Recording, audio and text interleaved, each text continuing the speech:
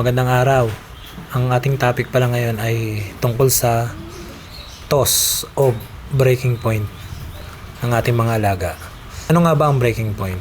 Ang breaking point kasi, ito yung pagtuturo natin kung saan yung ating ibon ay hihiwalay sa karamihan na possible na maging tanda nila para sa ating daan.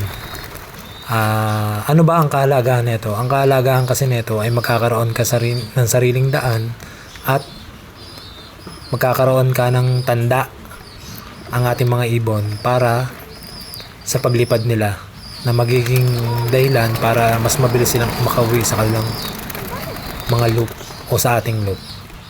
That's all. Thanks.